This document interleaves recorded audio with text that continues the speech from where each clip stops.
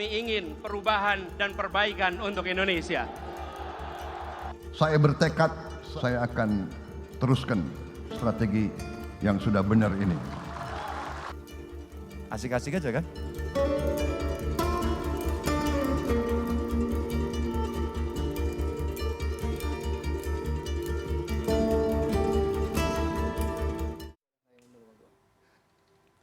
Terima kasih Anda masih bersama kami di CNN Indonesia Political Show dan kita akan bergabung melalui sambungan virtual dengan teman-teman dari Badan Eksekutif Mahasiswa Universitas Tanjung Pura, Pontianak, Kalimantan Barat. Sudah ada Amin dan juga Anwar. Silakan, siapa dulu? Mau Anwar atau Amin dulu?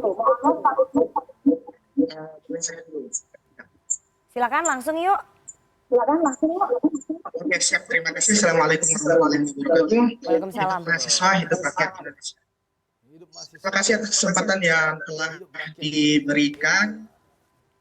Salam hormat untuk para elit-elit partai yang hari ini hadir berdiskusi dan diskusinya asik juga. Nah, hari ini kita ketahui bahwa tema yang diangkat ya ini tentang perubahan dan keberlanjutan siapa yang mendulang. Seperti yang kita ketahui bahwa kita sudah mengerucut kepada 3 kandidat di Pilpres nanti 3 poros, yakni Pak Ganjar, Pak Prabowo, dan Pak Anies Baswedan. Dan hari ini kita di politik ini saya menilai bahwa ternilai seperti adanya marketing politik. Artinya para elit partai, para calon itu menjual narasi-narasi yang hari ini sedang dibangun seperti itu, yakni narasi perubahan dan keberlanjutan. Nah, narasi-narasi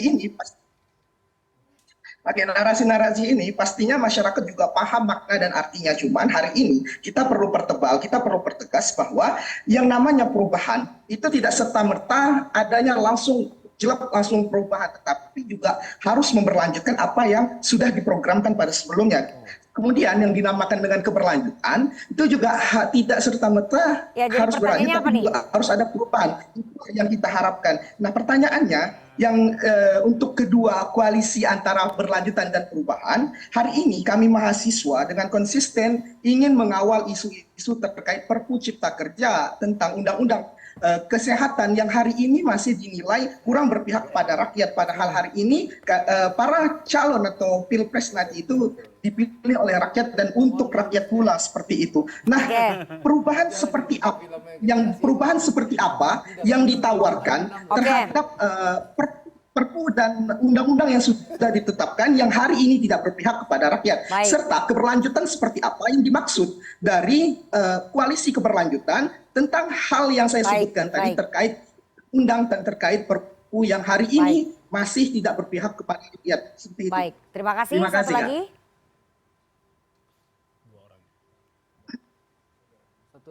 Satu lagi. Amin dan siapa tadi? Silakan Amin. Tadi Anwar udah sekarang. Terima kasih Mbak Nana. Nah, baik, terima kasih Mbak Nana yang telah memberikan kesempatan saya untuk bertanya kepada elit-elit partai hari ini yang dihadirkan oleh CNN Indonesia. Nah, seperti yang disampaikan oleh Presma kami, yakni Presma Radial Anwar, bahwa keberlanjutan dan perubahan adalah suatu hal yang berkesinambungan. Perubahan tentu harus memikirkan sesuatu yang keberlanjutan, itu adalah program-program dari Pak Presiden Jokowi yang dinilai adalah suatu hal yang baik, perlu dilanjutkan. Perubahan jadi perlu dilanjutkan. Begitu pula dalam keberlanjutan adalah harus ada suatu hal tawar, harus ada suatu hal yang dirubah. Ketika misalnya melakukan keberlanjutan tetapi tidak ada suatu hal yang dirubah, itu seperti orang yang tidak memiliki, seperti orang yang tidak memiliki value atau nilai jual yang ingin dijual kepada masyarakat atau orang Indonesia. Jadi menjadi PR bagi koalisi perubahan dan bagi koalisi keberlanjutan ini adalah bagaimana menyiapkan gagasan-gagasan ataupun perubahan-perubahan yang seperti apa. Karena perubahan itu dalam tanda kutip adalah bermakna yang sangat luas. Perubahan seperti apa yang akan ditawarkan oleh pihak koalisi perubahan, dan keberlanjutan seperti apa? Masa seperti keberlanjutan, misalnya keberlanjutan dari Presiden Jokowi Widodo ini hanya berlanjut saja, tidak ada mulai perubahan. Mungkin seperti itu Mbak Nana. Terima kasih Amin dan juga Anwar, perwakilan dari Badan Eksekutif Mahasiswa Universitas Tanjung Pura, Pontianak, Kalbar. Saya beri kesempatan ke masing-masing narasumber Ya, waktunya sebentar-sebentar aja ya, soalnya kita udah mau close nih. Bang Zaky, silakan. Tadi narasi seperti apa yang digagas oleh Koalisi Perubahan, terutama untuk undang-undang dan juga Perpu Cipta Kerja tadi, terutama untuk undang-undang yang tidak berpihak pada kepentingan rakyat? Ya kalau kami jelas lah, kalau undang-undang yang tidak berpihak kepada kepentingan rakyat, itu kami pasti akan tolak. Yang kedua nanti akan kami review. Itu jelas. Jadi basisnya adalah kepentingan rakyat menurut kami. Ya teman-teman ini kan BEM Untan Pontianak Kalbar juga tahu dan bisa menyimak. Kami ini menolak Undang-Undang Ciptaker dan juga Perpu Ciptaker. Itu konsisten kami karena bagi kami ini tidak berpihak kepada rakyat gitu. Nah undang-undang kesehatan kemarin kami juga menolak. Karena bagi kami banyak muatan-muatan yang tidak pas. Di antaranya tadi masa minimal 5% dari APBN dihapuskan. Bahaya loh, ini kan menunjukkan ketidakberpihakan. Tetapi kalau kami bagaimanapun, saya senang tadi dengan teman-teman dari BEM Untan ya, Kalbar ini sangat-sangat kritis. Ya harapan kami tentunya mahasiswa bisa terus mengawal. Siapapun nanti yang terpilih, apakah Mas Anies Baswedan misalnya, ya kan? Terpilih nanti sebagai presiden, tolong kawal terus kami di Koalisi Perubahan pada saat memimpin negeri ini 2024 sampai 2029 gitu loh. Ya kan? Narasi perubahannya apa yang ditawarkan Bang Jakfar oleh Koalisi Perubahan untuk undang-undang yang tidak berpihak pada kepentingan rakyat tadi? Dalam proses undang-undang, seluruh undang-undang yang tidak berpihak tentu direview dan direvisi dalam proses berikutnya. Begitu juga undang-undang yang tidak lagi sesuai dengan semangat zamannya. Undang-undang akan direvisi ya? Iya dong. Termasuk yang disepakati oleh Nasdem juga, banyak loh. Semua Nasdem itu sepakat semua loh itu. Per periode undang-undang itu direvisi Mbak Nana. Tergantung bagaimana proses di legislasi dan pemerintahnya. Termasuk yang diciptakan Pak Jokowi juga bisa dikoreksi oleh teman-teman PDIP di proses berikutnya jika dianggap tidak lagi memiliki semangat zamannya. Itu biasa saja proses revisi undang-undang itu. Apalagi kemudian dianggap tidak berpihak pada rakyat. Saya senang melihat bahwa dari survei Mas Umam ada 43% rakyat yang sangat menyukai bahkan menginginkan perubahan, itu menandakan bahwa optimisme Mas Anies menjadi presiden menurut saya sudah besar. Tinggal nanti bagaimana proses di partai kerjasama politik tiga partai ini kalau ada mungkin bertambah di kemudian hari meningkatkan perubahan narasi perubahan ini menjadi semangat yang lebih luas di tengah rakyat. Gitu Mbak Nana. Bang Putra dari PDI Perjuangan, apa narasi keberlanjutan ataupun percepatan yang ditawarkan terutama untuk undang-undang yang tidak berpihak pada kepentingan rakyat itu bagaimana tuh? Kalau saya simak benar-benar apa yang disampaikan mahasiswa tadi ya. Mahasiswa tadi menyampaikan bahwa keberlanjutan itu bukan berarti adalah perubahan yang ekstrim. Yang mereka maksudkan keberlanjutan itu adalah hal-hal terkait dengan percepatan. Pelayanan-pelayanan masyarakat harus dilakukan percepatan. Tentunya ini tergantung dari figurnya. Siapa figur yang punya kemampuan untuk melakukan percepatan. Ini kan penting ya. Bagaimana kita mengangkat figur itu berangkat dari bawah. Figur yang pernah dan berkali-kali dipilih oleh rakyat dan dipercaya oleh rakyat. Kalau saya melihat, mohon maaf ya, ini rekornya Pak Ganjar mirip-mirip Pak Jokowi. Pak Ganjar 5 kali menang, tidak pernah kalah.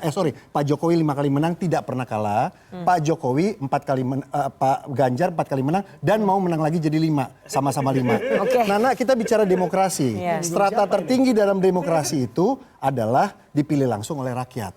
Gitu loh, dipercaya oleh rakyat. Nah, dalam konteks ini merit system itu berlaku. Dan mahasiswa tahu kok. Mahasiswa tahu ya siapa yang qualified. Siapa yang berkompeten untuk bisa melanjutkan bahkan mempercepat. Saya mau dan terakhir untuk mahasiswa please harus jadi pemain lah di 2036. Jangan jadi penonton, bonus demografi. Dan itu hanya bisa dilakukan dengan percepatan. Dan Pak Jokowi tahu itu. Belum tentu Pak Jokowi mau berlanjut loh. Beliau maunya cepat. Bukan cuma sekedar berlanjut. Ya, jadi yang cepat itu siapa kalau dari PDI Perjuangan? Mas Ganjar? Ya tentunya Pak Ganjar. Yang mirip sama Pak Jokowi kan Pak Ganjar dan bisa lebih cepat. Itu nanti waktu yang akan membuktikan di TPS nanti Bang, 2024 tanggal 14. Silakan Bang Andre. Narasi keberlanjutannya apa yang ditawarkan untuk undang-undang yang tidak berpihak pada kepentingan rakyat? Ya, jadi gini Nana, pemerintah dan DPR sama-sama mensahkan undang-undang. Tentu tujuannya untuk kepentingan rakyat. Kalau suatu saat nanti, berapa tahun ke depan, 10 atau 15 tahun, seperti yang disampaikan Mas Jafar, bahwa undang-undang itu tidak relevan lagi, tentu akan direvisi. Contoh, saya di Komisi 6, sekarang kita lagi mau revisi Undang-Undang Perlindungan Konsumen yang menurut kami tidak relevan lagi. Undang-Undang BUMN yang akan kita revisi. Kita akan kejar 2 undang-undang ini sebelum pemerintahan Pak Jokowi selesai. Itu contoh kita merevisi undang-undang yang kita anggap tidak cocok lagi dengan kondisi zaman. Itu satu. Yang kedua, soal perubahan ataupun percepatan, kita tentu sekali lagi bicara komitmen. Komitmen itu harus dipegang antara mulut dan perbuatan. Jangan sampai mulut manis, tapi faktanya ya. Ini maksudnya apa nih? Mulut manis Mengarah ke siapa ini? faktanya kan nggak seindah di lapangan gitu loh. Bagaimana melakukan percepatan orang di kampung yang jangan rusak di mana-mana gitu loh kan. Itu juga kita harus objektif. Jadi sekali lagi saya ingin sampaikan ya, mari kita berpolitik yang rasional, dan objektif saja gitu loh.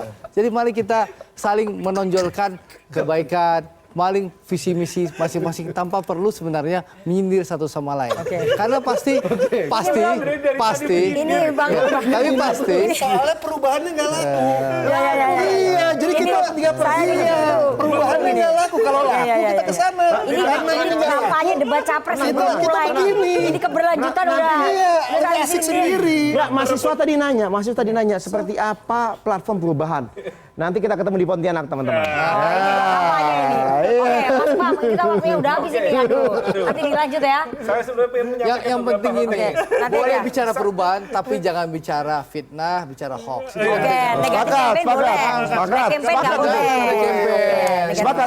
Jangan dibilang orang kafir. Iya, ini nanti kita Jangan dengarkan. bilang orang nggak sesuai ulama itu penting loh. Ya, ini Itu waktu Pak Jokowi saja, jangan waktunya udah habis. Oke, ini waktunya udah habis.